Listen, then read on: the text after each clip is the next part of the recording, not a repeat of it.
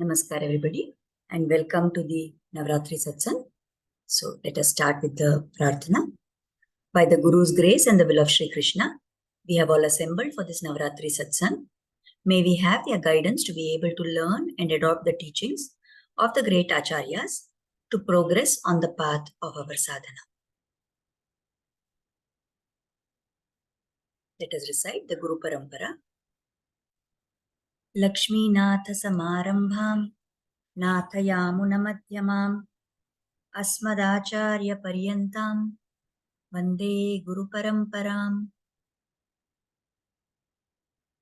Let us offer our salutations to the Alvars. Bhutam Sarascha Mahadahvaya Bhattanatha Shri Bhakti Sara Kulashekara Yogi Vahan Bhaktangri Renu Parakala Yatindra Mishran Srimat Parankushamunim Pranatosmi Nityam. Let us offer our salutations to Swami Ramanujacharya. Yo Nityam Achyuta Padambuja Yukma Rukma Vyamohatastaditarani Trinaya Mene Asmadgurur Bhagavatosya Dayaika Sindhoho Ramanujasya Charanam Sharanam Prapadye. Let us offer our prayers to Swami Pillai Lokacharya. Lokacharyarya Gurave Krishna Padasya Sunave Samsara Bhogi Santasta Jiva Jivatave Namaha. So with darshan of the Lord and his beautiful form, let us take up our topic for today. So we have been discussing Navavidha Sambandham, the 9 relationships by which we are related with the Lord. So Pitacha Rakshaka Sheshi, Bharta Gneyo Ramapati, Swami Adharo Mamatmacha, Bhokta Chadya Manuditaha. So we have seen so far how the Lord is Pita to us. He is the father, the parent. He is Rakshaka, he is the protector. He is Seshi, right? Seshi means he is the master and we are the servant. He is Bharta. And yesterday we saw how he is the object to be known. He is the Nyayaha. So today we move on to the next one. Now in this shloka, between Nyayo and Swami, there is Ramapati. As we already said in the first satsang, Ramapati is not a sambandha with us, but it is rather a sambandha with Devi. So the Lord, this shloka is describing that such a Lord. Which Lord? The Lord who is the Pati of Rama. So the next sambandham we have to take up today is of the Lord as Swami, the owner, and ourself as Swa, the object which is owned. So when we know that we have to attain the Lord and we have knowledge about him, we try to gain knowledge about him. Because we are different from the inanimate objects, we have jnana. This jeevatma within the human being has jnana. So we are able to learn about the Lord and gain that jnana. So does it mean that we are independent and we can do everything by ourselves and everything happens just as we will it to be? That is not the case. Because although we are jnata, we have no independence. We are in every way dependent on the Lord. Everything happens according to the Lord's wish. There is a very famous phrase that everybody is familiar with. Tena vina trinamapi na chalati. Without the Lord's grace, without the Lord's will, even a blade of grass will not move. And very much to show this tattva, there is one story which is told in the Kenopanishad. So once, after the yuddha between the Devas and the Asuras, in which the Devatas were victorious, they were all having a grand celebration. And in that celebration, all the Devatas had got together and everybody kept boasting about their greatness and how it was because of their valor and their great, parakrama, that they were able to win over the Asuras. At that point of time, Lord Sriman Narayana wanted to make them realize who actually was the cause for the victory. So, as this celebration was going on in Swarga, there was one huge sound of somebody being at the doors of Swarga. And there was a voice which came challenging that who is the person who is claiming victory for this war? Come and meet me. So Indra was wanting to know now who is this who has come here asking this question. So he sends Agni Deva. He sends Agni Devata out to meet this person. Now when Agni Devata comes out and he sees, okay, it is somebody who is in the form of a yaksha, one huge being.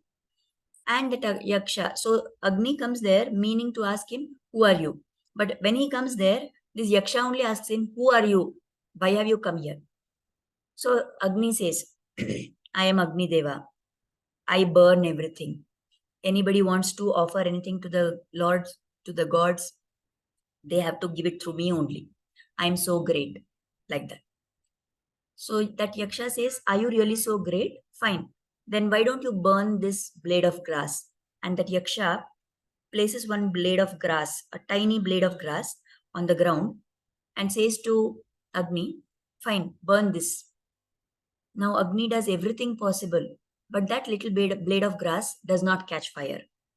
So he is defeated. He goes back into Swarga. Then he reports all this. Now Indra sends Vayu Devata, the wind god. So Vayu comes, same thing. He claims that he is the lord of the wind and nothing can happen, nothing can move without his, power in this world. Everybody is breathing, all oxygen is being provided to everyone. Everything is happening because of him only. So the yaksha says, is it so? Fine. Then why don't you try to blow this blade of grass away with all your power? So that blade of grass is there. Vayu does everything possible, but that blade of grass doesn't move, even an inch. He also goes back to Indra and reports his failure. Now Indra is curious. Two of my most powerful subordinates have not been able to find out what is happening. Let me only go. And he goes there. But by the time he goes there, the yaksha has disappeared. And in fact, there is only Uma Devi who is there in that place. And she tells Indra that what foolishness you have done, Indra. Don't you realize who was that yaksha? It was none other than Sriman Narayana. He came here to teach you a lesson. All of you were claiming claiming that you were the cause of the victory. You were claiming ownership of the victory over the Rakshasas. Don't you know that without the will of the Lord, nothing can happen? And then Indra realized that yes, it was indeed their victory was because of the Lord's Sankalpa. So like this, everything that happens, the Lord is there. He is the controller. And since he is the owner and we are the objects owned by him, we are controlled by him. In the Bhagavad Gita, in the 7th chapter, the Lord explains how he has two different energies. At the inferior level, there is the material energy. That shloka where they say, Bhumira po nalo vayu, khammano buddhirevacha, that shloka. Material energy is, I have material energy. All these elements are under my control. They are all part of my material energy. But higher and above that is all the jeevatmas. That energy of all those souls, that is also my energy. And all this put together is the property of the Lord. So we have jnana and we must work to get knowledge about the Lord. And we must work to understand what is our sambandha with him. But what is the whole purpose of getting that jnana? To understand that we cannot do anything to get him. He should will for us to come to him. And then with his grace only, we will go forward and attain moksha. So this is what in the Sri Vaishnava philosophy is called as the concept of akinchanyam and ananyagatitvam. Kinchit means little. Akinchanyam means not even a little. So what is this not even a little? We are trying to say that we are not even a little bit capable of doing anything on our own. We have absolutely no credit for ourselves. We have absolutely no what is called as arhate. We don't have the ability, we don't have the qualification to do even one small thing. So, with this bhava, when we approach the Lord, then He accepts us. When we surrender to the Lord and we say that I have absolutely nothing to do, I have no ability to do anything, you are the one who has to bless me, then the Lord takes charge. We know the famous episode of the disrobing of Draupadi, isn't it? So until Draupadi thought that somebody will protect her, my husbands will protect her, protect me, the elders in the assembly will protect me. And then finally, when she saw that none of them are coming to her rescue, she tried to hold her sari in place with both hands, or then she tried to call out to the Lord. But nothing happened until she let go of both her hands and raised them up and folded them in complete surrender to the Lord. That is the state of Akinchanyam. That I am totally not able to do anything on my own. Only you, the Lord, have to come and protect me. That is the bhava of Akinchanyam. And what is this idea of Ananya Gatitvam? Anya means other. Ananya means no other. Gati means what is my fate, what is my recourse. So when I say Ananya Gatitvam, it means that I'm accepting I have no other place to seek refuge. I am only belonging and surrendering to the Lord. So both these things put together, that I am totally incapable of doing anything and that there is nobody else to take care of me. When I do surrender Sharanagati with this bhava, and I say that even for my Atmodhara, forget about my worldly life, but even for my Atmodhara, for my Ujjivana, for my Atma to go into the further stage, there is nothing that I can do without the Lord's grace. So in a stotra called as the Kamasikashtaka, Swami Vedanta Deshikar has very aptly given this shloka where he says, Tvayi rakshati rakshakaihi kimanyaihi, Tvayi cha arakshakai kimanyaihi. I'm sorry, 1 minute please.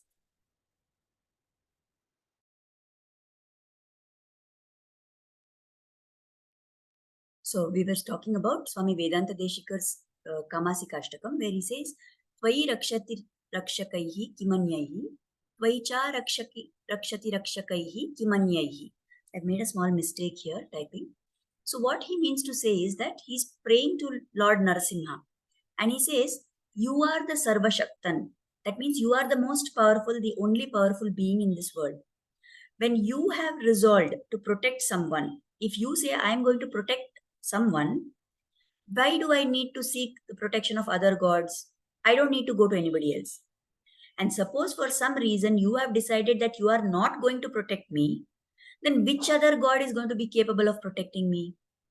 So you are my only recourse. Other than you, I have nobody. And by understanding this fundamental truth, that is why I have offered myself. I am doing Sharanagati at your lotus feet. With this bhava, we must have our whole attitude, even in our sadhana. If I think that I have to, please don't mistake it as saying that we should not do anything. We should do everything that we are being told to do. We should do every part of our sadhana as it has been taught to us by the Guru and Acharya. While doing all that, however, our bhava should be that I am doing this as per my Guru's instructions. It is by the Guru's grace, it is by the Lord's grace only that whatever progress is going to happen will happen.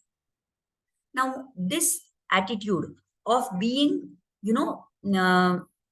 passively waiting for the Lord's grace to come on you, of waiting for the Lord to take the initiative for something to happen. That is what is exemplified in the whole episode when Hanuman proposed to Sita Devi that, why don't you come sit on my back and I will take you back to Lord Rama. When Hanuman went to Ashokavana to meet Sita Devi and he found her there, and at the end of it he said, why we need to wait for anything else? I am very capable. You come sit with me, sit on my back, I will carry you back to Rama. So Sita Devi said, no, I can't come like that. You are Parapurusha. I can't come sitting with you. So he said, no, that is not the case. Anyway, I am like your son. So there is no question of Parapurusha here. This is not the reason why you are refusing to come. Then she said, no, that how will you manage if I'm sitting on your bank and all these Rakshasis and Rakshasas, everybody will come to fight. How you can take care of me and fight with them and all that? So Hanuman says, no, I know that that is also not the reason. I am so strong that I can manage everything. But there is some other reason why you are refusing to come with me. So finally, Sita Devi reveals what is in her mind. She says, I belong to Lord Rama. And it is for the Lord to take the step to come and rescue me. Oh Hanuman, do you think that I don't have the power to kill this Ravana on my own? She was such a great Pativrata. She was Devi herself, isn't it? So wouldn't it have been possible for Sita to just throw her glance on Ravana and he could have been burnt to ashes? Very much it would have happened. And yet she did not do anything. She waited for Lord Rama to come and rescue her. Because that is the bhava that the bhakta has towards Bhagavan. That the Lord is the Swami. He is the owner of this Jivatma. And it is for him to take the step to rescue me. So this attitude that I am a servant, I am the object which is owned. We have seen this whole concept partly in the when we talked about the Sambandha of Sheshatvam, where we said that the Lord is the Seshi and we are the Shesha. So that Sheshatvam is what is exemplified by Lakshmana. He was always like a dasa to the Lord. But even the Acharyas explain that even superior to the attitude of Lakshmana was the attitude of Bharata, because he had the quality of what is called as Paratantriyam. When I think that I am independent, when I think that I want things to happen a particular way, when I say that I will do this, then I am being Swatantra, I am being independent. But if I say, okay, I will bow down and listen to what the Lord is telling, then that is the quality of Paratantriya. That is the quality of being dependent on the Lord. So Lakshmana said, I will serve the Lord. He insisted that he would come with Rama to the forest and he went. What did Bharata do? He tried to insist also. But finally, when Rama said, there is no way that I will come back, you have to rule in my name, that he accepted. He took the Lord's Padukas and he went back and ruled in the name of Rama. So that spirit of Bharata, which is Paratantriya, is even more superior. But then the Acharyas also explain that even more superior to Bharata's bhava is the bhava of Shatrughna, because he was the dasa of Bharata, who is the dasa of the Lord. Lakshmana as well as Bharata, they considered themselves being dasa of the Lord. But Shatrughna considered himself to be the dasa of Bharata. So he is not Bhagavat dasa, he is Bhagavata dasa. And that is very difficult, because to bow down to another human being is very difficult for the ego of an ordinary human being, right? So now we understand that the Lord is the owner, he is the Swami, and we are something which belong to him. But just because the Lord is a Swami, does it mean that he is heartless or that he has absolutely no concern for us? Not at all. In fact, it's very much the opposite. He is not a heartless taskmaster, right? Now, Bharata completely surrendered and said he will do whatever Lord asks him to do. And yet, the Lord was so concerned. So, as he had promised Bharata that the day the 14th year gets over, I will be back in Ayodhya. He was in such a hurry. He wanted to go back and meet Bharata. He refused the hospitality of Vibhishana after the Yuddha was over.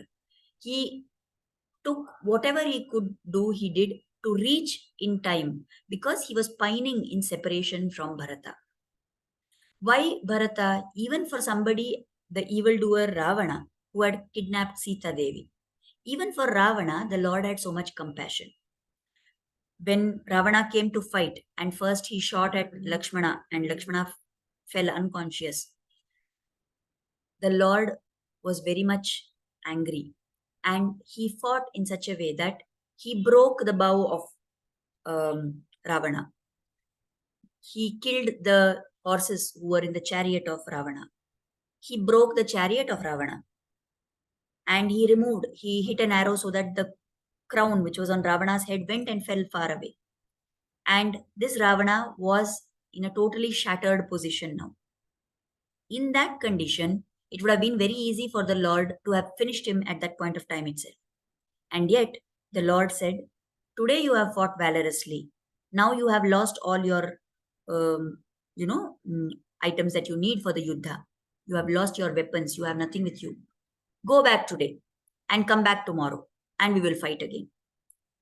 The Acharyas explain here that this bhava of the Lord, he is ever hopeful, even until the very end, that maybe this person who is professing so much hatred for me, maybe somewhere there will be a change of heart and he will come and, surrender to me.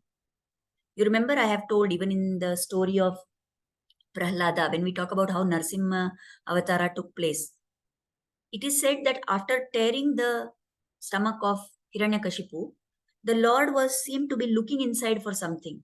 What was he looking for? He was checking to see whether somewhere there is one tiny atom which has some respect or love for the Lord. If he had found that, he would have not killed Hiranyakashipu. Similarly, even for Ravana, the Lord has so much compassion.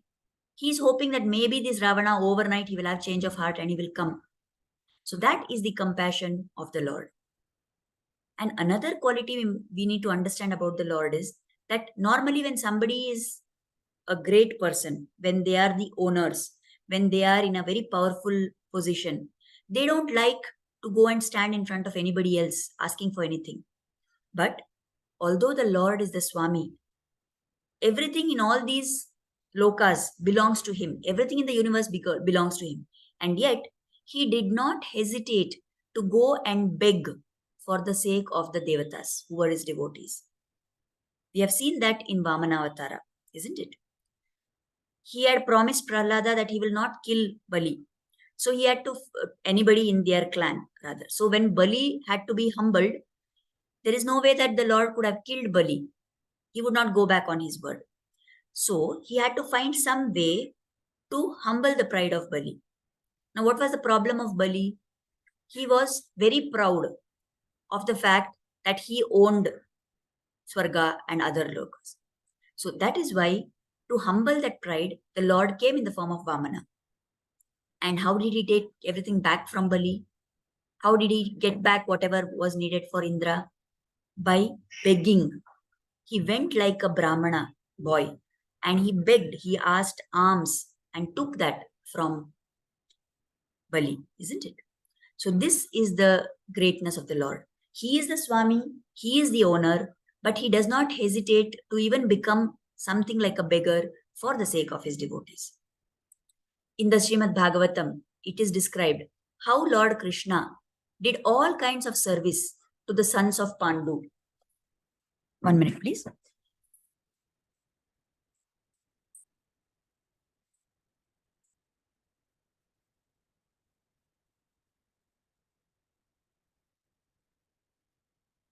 And that included serving as different roles. He was the chariot driver. In the Rajasuya Yajna, he was the messenger. Sorry, he was the, the president. He was the presiding person in the Rajasuya Yajna. He went as a Duta. A Duta is a very lowly kind of position, isn't it? He went as Pandava Duta. He was a friend. He was the night watchman for the Pandavas. And whatever the Pandavas asked of him, he did everything for them just like a servant does for his master. Now, please note, who is the person who is doing this? He is himself the Swami of the entire universe. And here he is, like a servant, doing things for other people. What is it that moves the Lord to do all this? It is his love for his bhaktas. He had great love for the Pandavas, and that is what motivated him to be willing to do anything and everything for them, isn't it? So today we will take up two examples of bhaktas. 1 minute, please.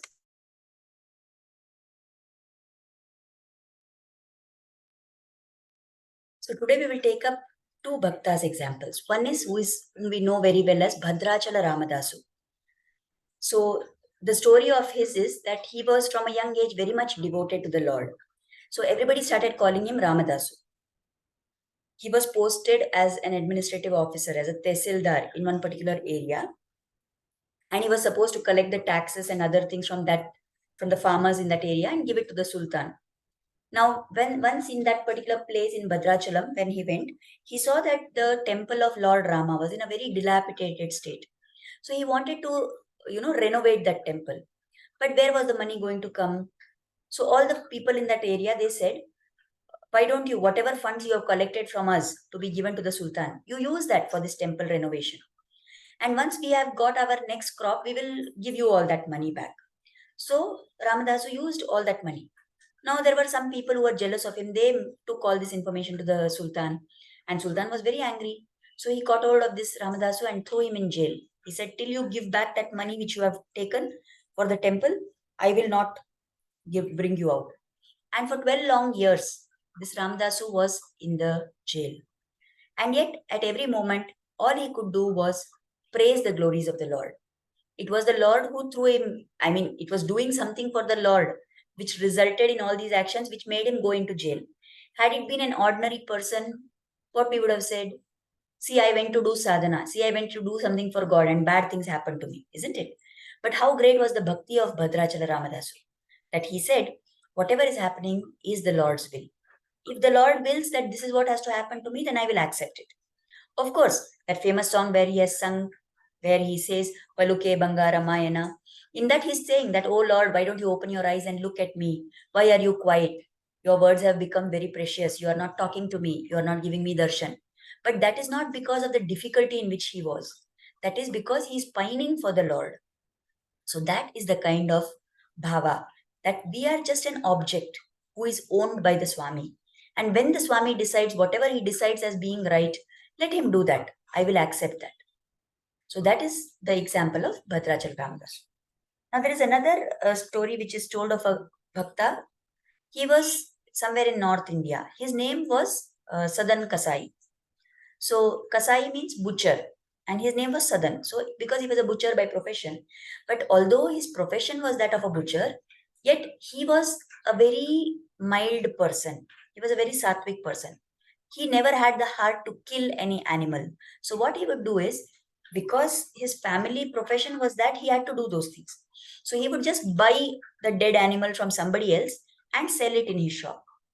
Now, once when he was walking by the river bank, he noticed that there was one nice black color stone, and he had lost some weight which he used for weighing the meat in his shop.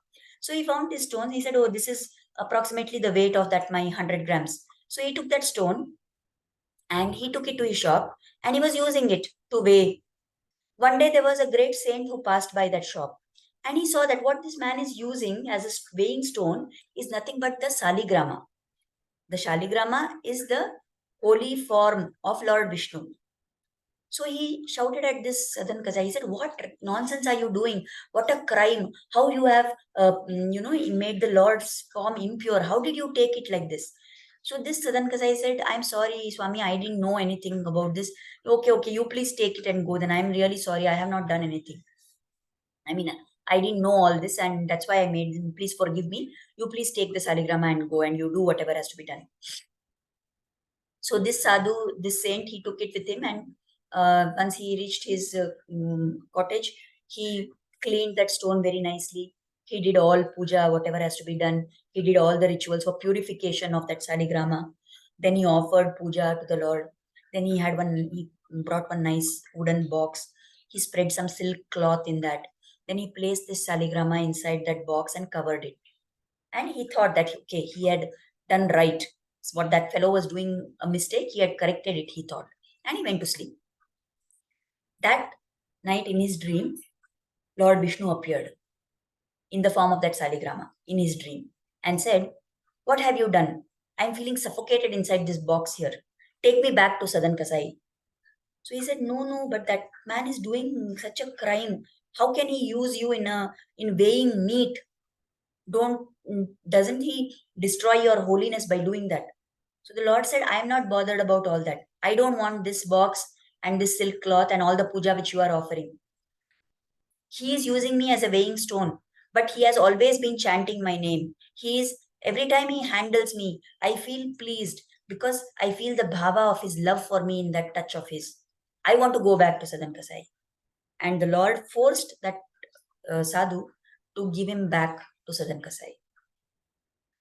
So this is how the Lord, in this example of Sadan Kasai, he is the master. He can do whatever he wants.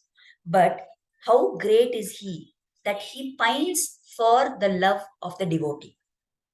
Normally in the world we see, in our relationships, somebody who is the master is least bothered about people under him, isn't it?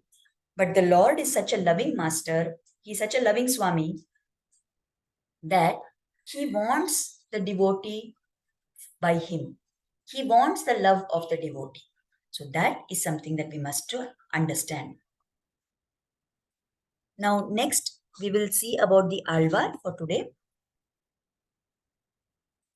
About Tirumaishai Alvar. So this Alvar was born in a place called Tirumaishai. So that became his name. So actually, when he was born, he came out as just a lump of flesh. And by the Lord's grace, he turned into a living child. Now, he was found. Now, because he was born as a lump of flesh, his actual parents abandoned him. By the Lord's divine grace, he got converted into a living child. And then there was somebody who passed by that way and they brought him up. Now, this Alvar, from a young age only, he was very much into bhakti. He was very much curious to learn about the Lord. And he was searching for different ways. So he adopted many different methods. Like he went into what is Jainism. He did a study of Jainism, Buddhism, Shaivism, everything. And still he had not yet found what is the right solution, what is the path for him to progress. So then one day, that you remember in yesterday's episode, we talked about one of the Alvars called Bhuta Alvar. So that Bhuta Alvar came to the place. He knew that this man is a great devotee, but he's lost like this and he doesn't know how to proceed further. So once he came to where, and this Tirumaishi also, he had knowledge of Ashtanga Yoga. So he did lot of practice in that yoga and meditation and all, but still he was not finding his way. So this Bhuta Alvar came to the place where Tirumaishi Alvar was, and he did one funny thing. He planted tulsi plants, but in the reverse direction. So he planted tulsi plants in such a way that the roots were sticking out on top, and the leaf and the stem of the plant was in the ground. And then he brought one broken pot and started watering those plants. So there was no water which was coming to that plant. Seeing this Tirumeshi asked him that, what is this you are doing? Why can a plant grow like this? You have to water the roots and the roots have to be in the ground. So then Bhuta Talbar told him, what you are doing, hunting and looking here and there everywhere for the right path, is like this, what I am doing. I have done this to prove to you that your approach is wrong. And then he introduced him. He taught him the concepts of Sri Vaishnavism and taught him that how Lord Narayana, Sriman Narayana is the Paramatma and how he must work to please the Lord. So this Alvar became a great Alvar. Now at one point of time, there was one devotee with him called Kanikannan. Now this Kanikannan was very much devoted to the Alvar. So once what happened is, there was an old lady who was serving this Alvar. And that old lady, she served him very diligently. So he was happy and he said, you ask for a boon, what you want? So she said, no, I'm old and I'm very tired. I wish I could be young again and healthy. So he made her like that. Now that lady became a very beautiful young lady. And she was walking by and the king saw her and he fell in love with her and he married her. Now after some years, he noticed that I am growing old, but this wife of mine is not aging at all. So he was surprised and he asked her, how is this? So she said, no, I got this because of Alvar. Why don't, if you want to be young, then you must also ask the Alvar to bless you. So this king sent his soldiers to bring Alvar. Now the Alvar was not there at that point of time. Only Kanikandan was there. So he went on the Alvar's behalf. Then the king told him that tell your Alvar, tell your guru that he must come and, make me young. So that Kanikandan said he is not going to do any such thing. He only has allegiance to the Lord. Okay, then at least you sing some songs in praise of me, then I will let you go. I will pardon your wrong things. So he said, no, my guru will not sing glories of anybody except Lord Sriman Narayana. And I will not sing glories of anybody except my guru. The king got very angry. He said, okay, fine. I am banishing you from this kingdom. How dare you talk back to the king? You have to go away from this kingdom. So Kanikannan came back and he told Alvar that this is what is the order of the king. So I am going. So Tirumaishi Alvar said, if you are going, then what is the point of me staying here? I will also come with you. And then they were walking and they passed by this temple of the Lord at the place called Tiruvekka, which is near Kanchipuram. And there, this Lord was lying on his Anantashayana. So when they passed by, Alvar told the Lord that, see, this is what has happened. Kanikannan is going. I am going along with him. Then what work for you in this place where they have no respect for your devotion? You also come with us, he said. And the Lord got up from his sleeping position. The Lord got up. He rolled up Adishesha like somebody rolls up a mat and carried it with him. And all the three of them, Kanikannan, Alvar, and the Lord behind them, they walked out of that place. The minute they went away, all inauspicious signs in that place. There was a great storm. There was a total dullness. All bad things happening. And now the king got scared. So he asked his ministers, what should I do? He said, no, because you have angered the Lord, this has happened. You have to go and beg forgiveness. So the king ran and went. These people were stationed in one place, little away from that Tiruvekka. So when he went there, he fell at the Lord's feet and he said, please, I'm sorry for all this. You please come back and all that. So Lord said, I have nothing to say. Whatever Alvar says, I'm doing that much only. So then the king went and fell at Alvar's feet and said, please forgive me and all. He said, I have nothing to do. You have to beg forgiveness from Kanikannan. So then finally he begged. Then Kanikannan said, yes, fine, I have nothing. I am not anybody to forgive you and all that. And he accepted the apology. Then Alvar told the Lord, okay, the king has relented. Come, let's go back. Again, the Lord, he was lying in that place. From there again, he picked up his Adishesha, rolled it up like a mat, and he came back behind Alvar and Kanikannan. And he got installed again in his normal place. That is why this Lord is called as Yathotkari Perumal. Yathotkari means somebody who does as instructed. And in Tamil, they call him as Sonna Vannam Seida Perumal. The Lord who did what was told to him. Whatever was told to him, he followed that instruction. So why do we take this example today when we are talking about Swami, of the Lord as Swami, of the Lord as owner, to show how absolutely, although the Lord is the owner, he is actually owned by the people who are his bhaktas. So that then is the secret to win the Lord and bring him under our control. We have to become his bhaktas. In the Srimad Bhagavatam, Lord has told, Aham bhakta paradino, hyasvatantra ivadvija, sadhubhigrasta hridayo, bhaktair bhakta janapriyaha. I am completely under the control of my devotees. I am not independent because my devotees control me. And because they don't have any material desires, I am sitting inside their heart. And why only my devotees? Even my devotees are very dear to me. So this is the secret for us to understand. We said from the beginning that we are dependent on the Lord and the Lord is Swatantra. We should be with the bhava of Paratantriya. So we are under the Lord. But then we can easily reverse the tables and we can make the Lord under our control so that then he will give us whatever we ask for. How do we do that? By becoming his bhaktas.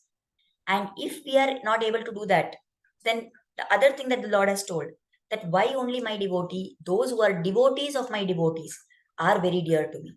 So if I am not able to directly become a bhakta, if I don't have that level of bhava, I must try to serve a bhakta of the Lord. And through that, the Lord will accept me. So we have reached the end of our time. Let us offer Kritagnyata, gratitude for the Acharya Parampara through which we are able to learn all these things. Let us offer gratitude to the commentators who have explained these meanings. Let us offer gratitude to the Alvars who have given us this treasure of bhakti. And let us offer gratitude at the lotus feet of Krishna and Guru for giving us this satsang. Thank you everybody for joining. Namaskar. We will meet again tomorrow at 5:30. Thank you. Namaste. Thank you.